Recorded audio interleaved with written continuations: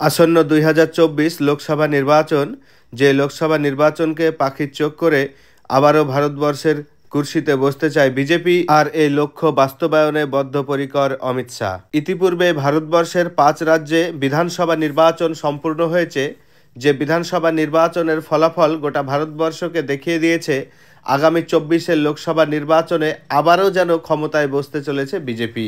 আর এই বিজেপিকে রোখার সবথেকে গুরুত্বপূর্ণ ভূমিকা পালন করছে বর্তমানে ইন্ডিয়া জোটের হয়ে মমতা ব্যানার্জি। তিনি বাংলা নয়, গোটা ভারতবর্ষের বুক থেকে বিজেপিকে রুখে দেবে বলে এক পরিকল্পনা গ্রহণ করছেন এবং ইন্ডিয়া জোটের সাথে সাথ দেওয়ার জন্য তিনিও পরিকল্পনা বাস্তবায়নে বদ্ধপরিকর। আদৌ কি ইন্ডিয়া জোট হওয়ার সম্ভাবনা রয়েছে? তবে কি ইন্ডিয়া জোট এই বিজেপির আগ্রাসন রুখতে পারবে? অবশ্যই আপনারা আপনাদের গুরুত্বপূর্ণ মতামত কমেন্ট বক্সে কমেন্ট করে জানান। তবে আজ আমি এই ভিডিওতে আলোচনা করব পশ্চিমবঙ্গে গত 2019 সালের লোকসভা নির্বাচনে যে 18টি আসন পেয়েছিল বিজেপি, সেই 18টি আসনের মধ্যে এবার যে 2024 সালের লোকসভা নির্বাচন হবে, সেই নির্বাচনে কটা আসন বিজেপি পুনরায় দখল নিতে পারবে, এবং আগামীতে আরও অন্যান্য ভিডিওতে আমরা আলোচনা করে দেখে নেব যে কতটা আসন বিজেপি পেতে পারে এবং কতটা আসন অন্যান্য দল তথা তৃণমূল কংগ্রেস পেতে পারে। গত ভিডিওতে আমি আলোচনা করেছি তৃণমূল কংগ্রেসের পাওয়া 22টি আসনের মধ্যে কটা আসন 2024 সালের লোকসভা নির্বাচনে পেতে পারে। এন্ড স্ক্রিনে সেই ভিডিওটির লিঙ্ক দেওয়া থাকবে, না দেখে থাকলে অবশ্যই দেখে আসবেন, চ্যানেলটিকে সাবস্ক্রাইব করবেন এবং আপনাদের মতামত অবশ্যই কমেন্ট করে জানাবেন।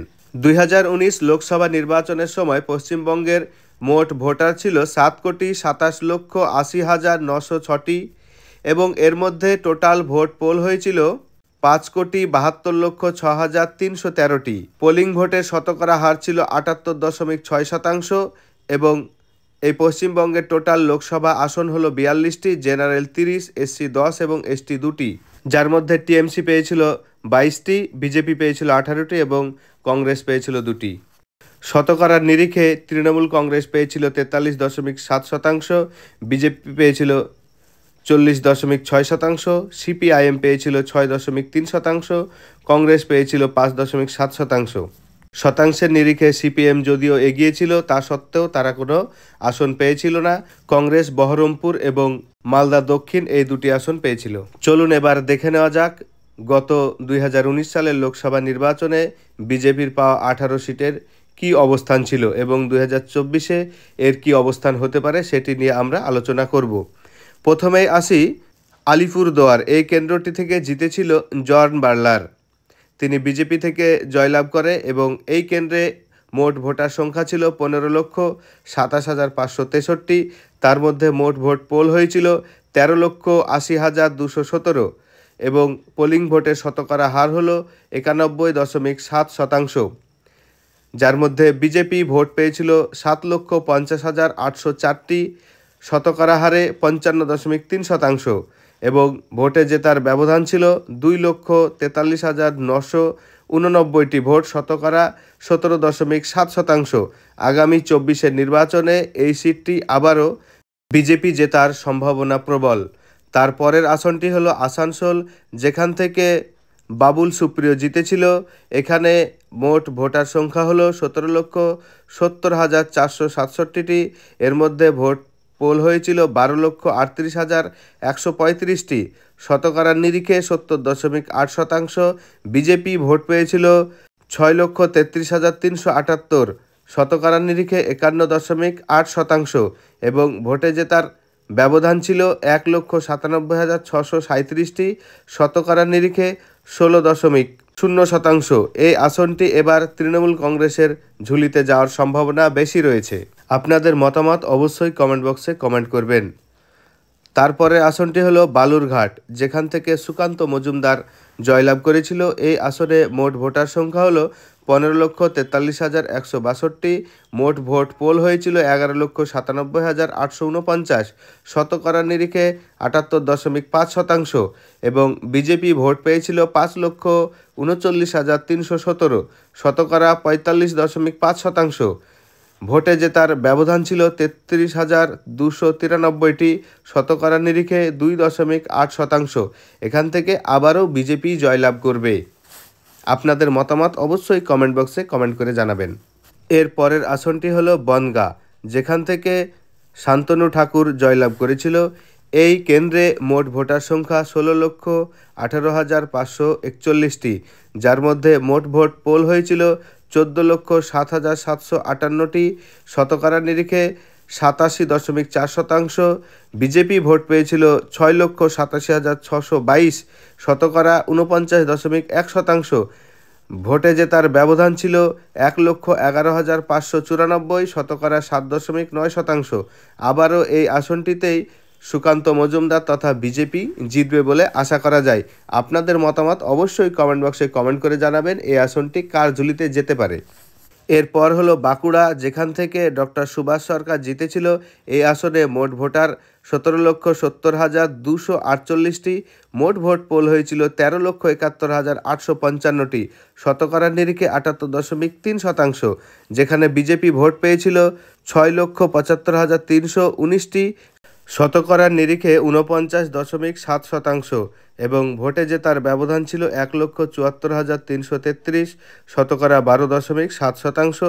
এই আসনটি আবারও বিজেপির ঝুলিতে যেতে পারে। আপনাদের মতামত কমেন্ট করে জানাবেন। এরপর ব্যারাকপুর, যেখান থেকে অর্জুন সিং জিতেছিল। এই আসনটিতে মোট ভোটার সংখ্যা ১৫,৫১,১৫৭, যেখানে মোট ভোট পোল হয়েছিল ১১,০৪,৫১৭। এখানে মোট ভোট পোলিংয়ের শতকরা হার ছিল ৭২%। বিজেপি ভোট পেয়েছিল ৪,৭২,৯৯৪টি, শতাংশ ৪৩.৩%, এবং ভোটে জয়ের ব্যবধান ছিল ১৪,৮৫৭, শতকরা ১.৩%। আগামী নির্বাচনে এই কেন্দ্রটি বিজেপির হাতছাড়া হতে পারে বলে ধরে নেওয়া হচ্ছে। আপনাদের মতামত অবশ্যই কমেন্ট করবেন। এরপর বিষ্ণুপুর, এখান থেকে সৌমিত্র খা জিতেছিল। এখানে মোট ভোটার হলো ১৭,৪০,৯৬৪, মোট ভোট পোল হয়েছিল ১৪,২০,৬৪৮, শতকরা ৮২.৪। বিজেপি ভোট পেয়েছিল ৬,৫৭,০১৯টি, শতকরা ৪৬.৭। জয়ের ব্যবধান ছিল ৭৮,০৪৭, শতকরা ৫.৫%। ২০২৪ নির্বাচনে এটি তৃণমূল কংগ্রেসের ঝুলিতে যেতে পারে বলে ধারণা করা হচ্ছে। অবশ্যই আপনাদের মতামত কমেন্ট করবেন। এর পরের কেন্দ্রটি হলো বর্ধমান দুর্গাপুর, যেখান থেকে এস আউলিওলা জিতেছিল। এখানে মোট ভোটার সংখ্যা হলো ১৯,০৫,৭৫০, ভোট পোল হয়েছিল ১৪,৩৩,০০৭টি, শতকরা ৭৬.২%। ভোট পোল হয়েছিল। বিজেপি পেয়েছিল ৫,৯৮,৩৭৬টি, শতকরা ৪২.৩%। ভোটে জেতার ব্যবধান ছিল ২,৪39টি। এই সিটটি আগামী নির্বাচনে বিজেপির হাতছাড়া হতে পারে। এরপর কোচবিহার, যেখান থেকে নীতিশ প্রামাণিক জিতেছিল। এই আসনে মোট ভোটার হলো ১৬,৮৭,৭৭৩টি, মোট ভোট পোল হয়েছিল ১৫,২৪,৬৮৩টি, শতকরা ৯১.২%। বিজেপি ভোট পেয়েছিল ৭,৩১,৫৯৪টি, শতকরা ৪৮.৪%। ভোটে জয়ের ব্যবধান ছিল ৫৪,২৩১, শতকরা ৩.৬%। এই আসনটি আবারও বিজেপির ঝুলিতে যাবে বলে আশা করা যায়। আপনারা আপনাদের মতামত অবশ্যই জানাবেন। এরপর দার্জিলিং কেন্দ্র, যেখান থেকে রাজু বিস্তা জয়লাভ করেছিল। এই আসনে মোট ভোটার ১৫,১৯,৫৩১, ভোট পোল হয়েছিল ১২,৬৭,২৭০, পার্সেন্টেজ ছিল ৮৪.১%। বিজেপি ভোট পেয়েছিল ৭,৫০,৭৬, শতকরা ৫৯.৭%। ভোটে জয়ের ব্যবধান ছিল ৪,১৩,৪৪৩, যা শতকরা ছিল ৩২.৬%। এই আসনটি আবারও বিজেপির ঝুলিতে যাবে। আপনাদের মতামত অবশ্যই জানাবেন। এর পরের কেন্দ্রটি হলো হুগলি, যেখান থেকে লকেট চ্যাটার্জি জয়লাভ করেছিল। এখানে মোট ভোটার ১৪,৫৭,৮৪২টি, ভোট পোল হয়েছিল ১৩,৭৩,৪৪৯। বিজেপি ভোট পেয়েছিল ৬,৭১,৪৪৮টি, আর জয়ের ব্যবধান ছিল ৭৩,৩৬২, শতকরা ৫%। এই আসনটি আগামী দিনে বিজেপি ধরে রাখতে পারবে না বলে ধারণা করা হচ্ছে। আপনারা আপনাদের মতামত জানাবেন। এর পরের কেন্দ্রটি হলো জলপাইগুড়ি, যেখান থেকে ডক্টর জয়ন্ত কুমার রয় জিতেছিল। এই আসনে ভোট ছিল ১৬,১৮,২৩১টি, ভোট পোল হয়েছিল ১৫,৯২২টি, শতকরা ৯৪%। এখানে বিজেপি ভোট পেয়েছিল 7,60,145টি, জয়ের ব্যবধান ছিল 1,84,004, শতকরা 12.3%। এটি আবারও বিজেপি জেতার সম্ভাবনা রয়েছে। আপনারা আপনাদের মতামত জানিয়ে যাবেন। এরপর হলো ঝাড়গ্রাম, যে কেন্দ্র থেকে কুনার হেমব্রম জিতেছিলেন। এখানে মোট ভোটার সংখ্যা 15,22,363, ভোট পড়েছিল 14,06,214, মোট ভোট পোল হয়েছিল 93.5%। এখান থেকে বিজেপি ভোট পেয়েছিল 6,26,583, শতাংশ 45.1%। ভোটে জয়ের ব্যবধান ছিল 11,767, অর্থাৎ 0.8%। এই আসনটি এবার টাই লড়াই হবে। আপনারা আপনাদের মতামত জানিয়ে যাবেন। এরপর হলো মেদিনীপুর, যেখান থেকে দিলীপ ঘোষ জয়লাভ করেছিল। এই কেন্দ্রে মোট ভোটার 18,15,330টি, মোট ভোট পোল হয়েছিল 14,09,815টি, শতাংশ 78.5%। বিজেপি ভোট পেয়েছিল 6,85,433, শতাংশ 49.1%। জয়ের ব্যবধান ছিল 89,952, শতাংশের হারে 6.3%। আবারও এই কেন্দ্রটি বিজেপির ঝুলিতে যেতে পারে বলে ধারণা করা হচ্ছে। আপনারা আপনাদের মতামত অবশ্যই জানাবেন। এর পরের কেন্দ্রটি হলো পুরুলিয়া কেন্দ্র, যেখান থেকে জয়লাভ করেছিলেন জ্যোতির্ময় সিংহ মাহাতো। এই কেন্দ্রে মোট ভোটার সংখ্যা 17,61,215টি, মোট ভোট পোল হয়েছিল 13,55,236টি, শতাংশ 77.6%।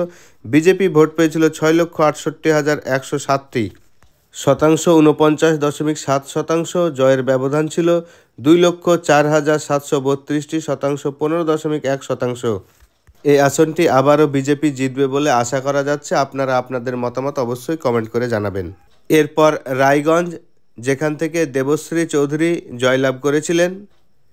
এখানে মোট ভোটার সংখ্যা 15,31,944টি, ভোট পোল হয়েছিল 12,77,109টি, শতাংশের হারে 84.3%। বিজেপি ভোট পেয়েছিল 5,11,652টি, শতাংশের হারে 40.5%। জয়ের ব্যবধান ছিল 60,574, শতাংশ ছিল 4.7%। এটি বিজেপি ধরে রাখতে পারবে কিনা সন্দেহ আছে, অর্থাৎ টাই লড়া হবে। আপনারা আপনাদের মতামত অবশ্যই জানাবেন। এর পরের কেন্দ্রটি হলো রানাঘাট কেন্দ্র, যেখান থেকে জয়লাভ করেছিলেন জগন্নাথ সরকার। এই আসনে মোট ভোটার 19,74,979টি, ভোট পোল হয়েছিল 14,84,035টি, শতাংশের হারে 75.6%। বিজেপি ভোট পেয়েছিল 7,83,253, শতাংশের হারে 53.1%। জয়ের ব্যবধান ছিল 2,33,428টি, শতাংশের হারে 15.7%। এই আসনটি আবারও বিজেপি জিতবে বলে ধারণা করা হচ্ছে। আপনারা আপনাদের মতামত অবশ্যই কমেন্ট করে জানাবেন। এর পরবর্তী ভিডিওতে 2019-এর লোকসভা এবং 21-এর বিধানসভার নিরিখে কোন সিট কে জিতবে আলোচনা হবে।